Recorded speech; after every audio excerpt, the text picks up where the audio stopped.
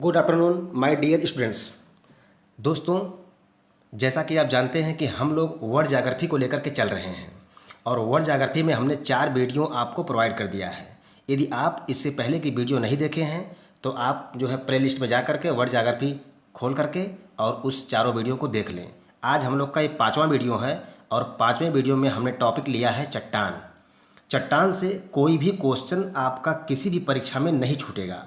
बस आप इस टॉप 20 क्वेश्चनों को रट लीजिए और इसके व्याख्या को भी पूरी तरह समझ लीजिए।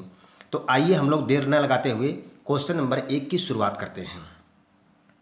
क्वेश्चन नंबर 1 हमने लिया है, बनावट की प्रक्रिया के आधार पर चट्टानों को कितने भागों में बांटा गया है। तो इसमें 4 ऑप्शन दिया हुआ है, 6, 5, 4 और 3। ठीक है, तो इसमें डी वाला जो आपका ऑप्शन है वो सही है। अब वो तीनों प्रकार के कौन कौन से हैं तो हम आपको बता दें। पहला है आग्नेय, जिसे हम लोग जानते हैं आग्नेय चट्टान। ठीक है, और इसे हम लोग प्राथमिक चट्टान या मातृ चट्टान के नाम से भी जानते हैं। दूसरा आपका है अवसादी चट्टान। क्या है?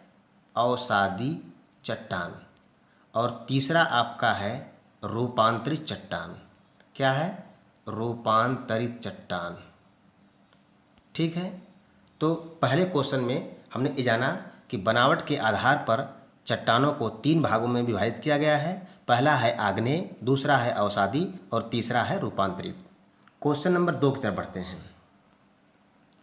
किन चट्टानों का निर्माण लावा, जिसे हम लोग मैग्मा कहते हैं, से हुआ है। तो आप सभी जानते हैं कि आग्नेय चट्टान है वो ऑप्शन। कौन सा? चारों ऑप्शन में आग्नेय चट्टान का ऑप्शन सही होगा। तो थोड़ा सा आग्नेय चट्टान के बारे में जान लेते हैं।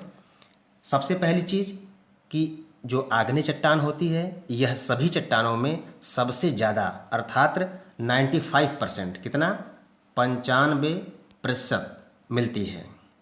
दूसरी खास बात, जो इसका निर्माण होता है यह ज्वालामुखी उद्गार के समय निकलने वाले मैग्मा के द्वारा होता है और यह मैग्मा पृथ्वी के अंदर या बाहर ठंडा होकर जम जाने से इस चट्टान का निर्माण होता है। और मैंने आपको बताया कि इस चट्टानों को प्राथमिक चट्टान या मातृ चट्टान कहा जाता है। क्यों? क्योंकि बाकी सभी चट्टानों का निर्माण इन्हीं से होता है। अब आइए आपको थोड़ा सा और हिंट कर देते हैं। उत्पत्ति के आधार पर अगर देखा जाए तो ये चट्टानें 3 प्रकार की होती हैं।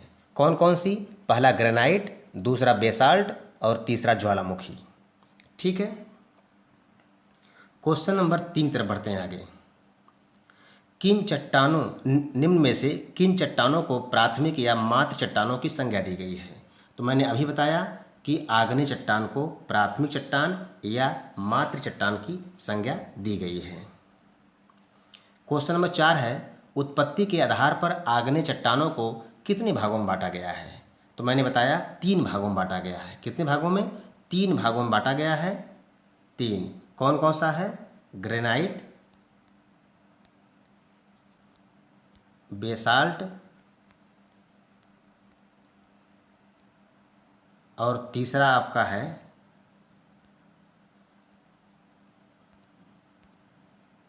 ज्वालामुखी।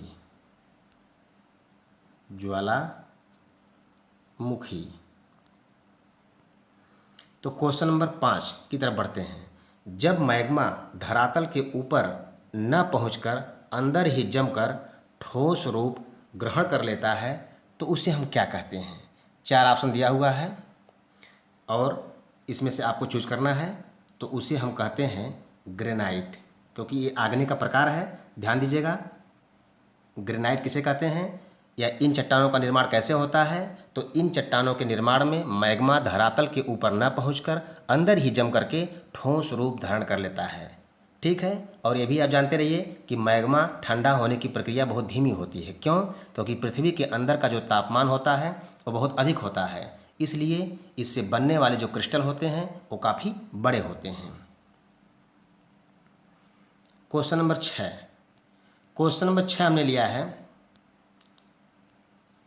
जब मैग्मा ऊर्ध्वाधर परत में जमता है तो उसे किस नाम से जानते हैं।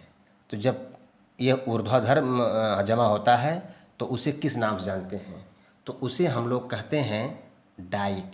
क्या कहते हैं? डाइक। ध्यान दीजिएगा, ये वाला ऑप्शन आपका सही है। जब कभी भी मैग्मा ऊर्ध्वाधर परत में जमता है तो उसे हम डाइक कहते हैं।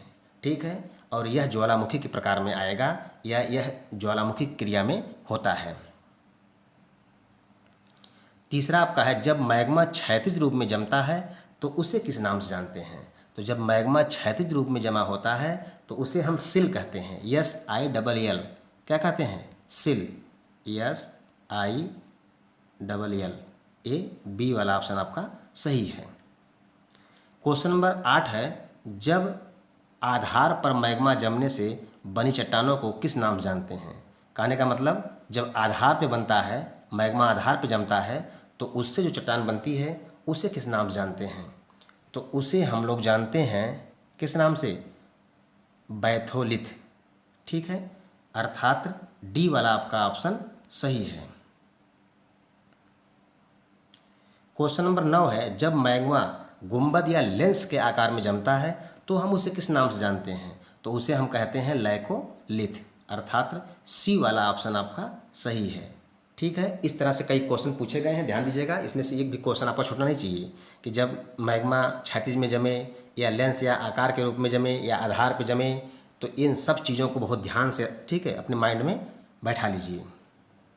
क्वेश्चन नंबर 10 है, किस प्रकार की चट्टानों को या किस प्रकार की चट्टानों को निर्माण जीवावशेषों तथा खनिज के परतदार एवं संगठित जमाव से होता है? तो वो चट्टान कौन सी होती है? आग्नेय, अवसादी और रूपांतरित में आपको बताना है। तो ध्यान दीजिएगा, वह अवसादी चट्टान होती है। ठीक है, अब एक बार आपको बता दें कि अवसादी चट्टान की खास बात क्या है। तो सबसे पहले आप यही जानते हैं कि इन चट्टानों का निर्माण टुकड़ों, जीवावशेषों और खनिज के परतदार एवं संगठित जमाव से होता है। दूसरी खास बात, यह भूपृष्ठ का केवल 5% होती हैं, परंतु भूपृष्ठ के 75% भाग पर फैली रहती हैं, और इन चट्टानों को हम परतदार चट्टान के नाम से भी जानते हैं। जानने के लिए आप जानते रहिए, इसमें बहुत सारे क्वेश्चन पूछे जाते हैं। जिप्सम, चाक मिट्टी, चूने का पत्थर, कोयला में एंथ्रासाइट के अलावा बालू का पत्थर, ठीक है, सेल, ग्रेवल आदि जो है, यह अवसादी चट्टान के एग्जाम्पल हैं। इसमें से कोई भी एग्जाम्पल दे करके आपसे पूछ सकता है कि यह किस प्रकार की चट्टानों से निर्मित है। तो आप जानते रहिएगा, इसी में से आपको एक ऑप्शन मिलेगा। और दूसरी खास बात, हम आपको उस तरह से क्वेश्चन भी बनाकर दे रहे हैं। ध्यान दीजिएगा, हमने क्वेश्चन 11 रखा है कि जिप्सम किस प्रकार की चट्टानों के अंतर्गत आता है? तो आप तुरंत कहेंगे अवसादी के अंतर्गत आता है, अर्थात बी वाला ऑप्शन आपका सही हो जाएगा। क्वेश्चन नंबर 12 है, चाक मिट्टी किस प्रकार की चट्टान के अंतर्गत आता है? तो आप कह देंगे कि चाक मिट्टी जो है अवसादी के अंतर्गत आती है। क्वेश्चन नंबर 13 है, कोयला एंथ्रासाइट के अलावा किस प्रकार की चट्टान के अंतर्गत आता है? तो आप कहेंगे अवसादी। इस तरह से बहुत सारे क्वेश्चन पूछे गए हैं अलग अलग एग्जामों में, ध्यान दीजिएगा, कोई भी क्वेश्चन छूटना नहीं चाहिए। बालू का पत्थर, जिसे हम कहते हैं स्टैंडस्टोन, सेल, ग्रेवल आदि किस प्रकार की चट्टानों के अंतर्गत आता है? तो भी आप कहेंगे अवसादी। हमने सारे एग्जाम्पलों को अलग अलग क्वेश्चनों के माध्यम से आपके पास पहुंचा दिया है। क्वेश्चन नंबर 15 हमने लिया है, किस प्रकार के चट्टानों को परतदार चट्टान के नाम से जाना जाता है? तो हमने अभी आपको बताया था कि अवसादी को ही परतदार चट्टान के नाम से जाना जाता है। क्वेश्चन नंबर 16 जो हमने लिया है, निम्न में से कौन सा रूपांतरित चट्टानों का उदाहरण नहीं है? तो इसमें 4 ऑप्शन आपको दिया हुआ है। ठीक है, दिया संगमरमर, स्लेट और ग्रेनाइट और क्वार्जाइट पत्थर। तो अब आपको बताना है कि इसमें कौन सा ऑप्शन सही है। तो इसमें कौन सा ऑप्शन सही है? इसमें ऑप्शन सही है ग्रेनाइट, और यह क्वेश्चन उत्तराखंड PCS 2006 में पूछा गया है। इस पर ध्यान दीजिएगा, ग्रेनाइट मैंने ऊपर लिखा भी है कि ये कब पूछा गया है, उत्तराखंड PCS 2006 में पूछा गया है। 17वां क्वेश्चन क्या है, बालुआ पत्थर एक परतदार चट्टान है क्योंकि वह, ऑप्शन दिया है ए MP PCS 1993 में पूछा गया है, मरुस्थल में बनती है इसलिए इसको परतदार कहते हैं। दूसरा ऑप्शन दिया है गर्मी में बनती है तीसरा दिया पानी के नीचे बनती है, और चौथा दिया है पहाड़ के नीचे बनती है, ठीक है, पहाड़ के ऊपर बनती है। तो इसमें से कौन सा ऑप्शन सही है? सी वाला, पानी के नीचे बनती है, इसलिए इसे परतदार कहते हैं। क्वेश्चन नंबर हमने 18 लिया है, निम्न में से कौन समूह से संबंधित नहीं है? तो समूह से संबंधित नहीं का मतलब कि आपको ये जानना होगा कि कौन सा, ठीक है, एक चट्टान के अंतर्गत आता है और कौन सा अलग है। तो ये 4 ऑप्शन आपको दिया हुआ है, नीस, सेल, बालू का पत्थर और चूना पत्थर। तो इसमें नीस जो होता है ये नहीं आता है, ठीक है ना, ध्यान दीजिएगा। ये भी आपका उत्तराखंड पीछे 2012 में पूछा गया है।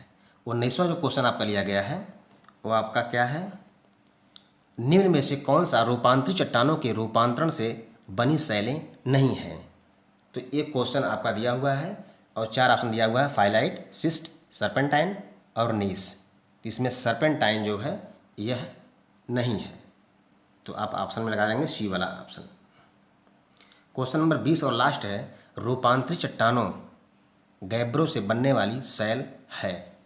तो इसमें क्या है, ये आपका सर्पेंटाइन ही है, सी वाला ऑप्शन आपका सही है। बस दोस्तों, इसमें जितना भी दिया गया है इसमें आप सारी वीडियो को बहुत ध्यान से देखिए और उसको पढ़िए। कहीं से कोई समस्या होती है तो आप हमें कमेंट बॉक्स में जरूर बताएं। एक बार मैं हिंट के लिए आपको हिंट कर दूं कि कहाँ कहाँ से, ठीक है, अवसादी चट्टानों के रूपांतरण से कौन कौन शैल बन सकती है, उसमें ध्यान दीजिएगा। जो शैल होती है इससे स्लेट बनती है, जो चूना पत्थर होता है इससे संगमरमर बनता है, और जो चाक एवं डोलोमाइट होता है इससे संगमरमर बनता है, और जो बालू का पत्थर होता है इससे क्वार्जाइट पत्थर बनता है। अब हिंट कर दें आग्नेय शैल के बारे में, ठीक है, आग्नेय चट्टान के बारे में कि आग्नेय चट्टानों के रूपांतरण से कौन कौन शैलें बनती हैं। तो ग्रेनाइट से बनती है नीस, ठीक है, बेसाल्ट से बनती है एम्फीबोलाइट, ठीक है, और बेसाल्ट से बनती है सिस्ट, ठीक है।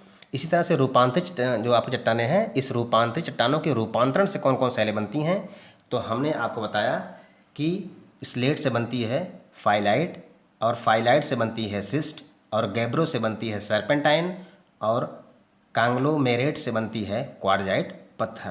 तो ये रूपांतरण का भी रूपांतरण है, ठीक है। तो इस तरह से इन चीज़ों को भी आप बहुत अच्छे से पढ़ लीजिएगा और इसमें से कोई भी क्वेश्चन आपसे नहीं छूटेगा, ये हमारी गारंटी है, ठीक है। जय हिंद, जय भारत। अगर वीडियो आपको अच्छा लगे तो लाइक और शेयर करना न भूलें और कमेंट जरूर करिएगा।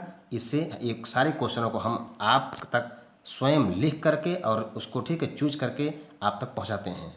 जय हिंद, जय भारत।